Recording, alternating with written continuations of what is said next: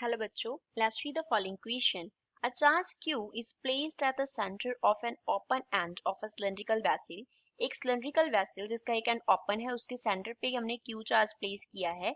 The flux of electric field through the surface of the vessel is.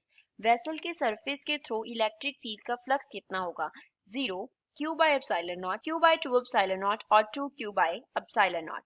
So first of all we will talk about key concept used in the question. इस question में क्या key concept use हो रहा है तो इस question को हम solve करेंगे with the help of Gauss's law. Gauss's law हमें क्या बताता है कि जो flux होगा E vector dot ds vector that is electric flux वो किसके इक्वल होता है Q upon epsilon naught के इक्वल होता है.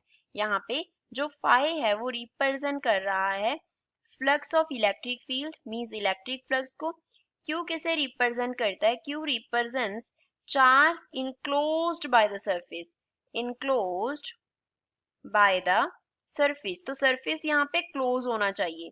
एप्सिलॉन नॉट जो है वो रिप्रेजेंट करता है परमिटिविटी को परमिटिविटी ऑफ एयर परमिटिविटी. तो गॉसेस लॉ लगाने के लिए हमें जो ऐसे हमारे पास क्या दिया गया है सिलिंड्रिकल वेसल दिया गया है उसे हमें क्लोज्ड वेसल बनाना होगा. यहाँ पे इस पोजीशन पे चार्ज रखा हुआ है तो इसको इनक्लोज करने के लिए हम एक ऐसा ही जो है सिलेंडर वो इसके ऊपर ड्रॉ कर लेते हैं गजियन सरफेस कंसिडर करके.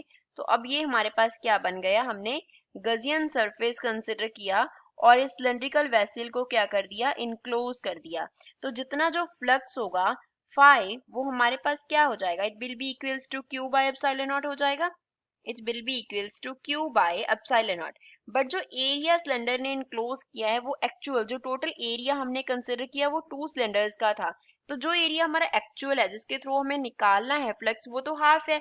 तो जो हमारा एक्चुअल फ्लक्स होगा तो जो एक्चुअल वैल्यू होगा वो क्या होगा 5-5/2 के इक्वल हो जाएगा. तो फ्लक्स जो है वो एक्चुअल जो हमने निकाला उसका हाफ होगा. तो Q/2 एप्सिलॉन नॉट इस क्वेश्चन का आंसर होगा. तो गिवन ऑप्शन में से सी इसका करेक्ट आंसर है. I hope you understood well. Thanks.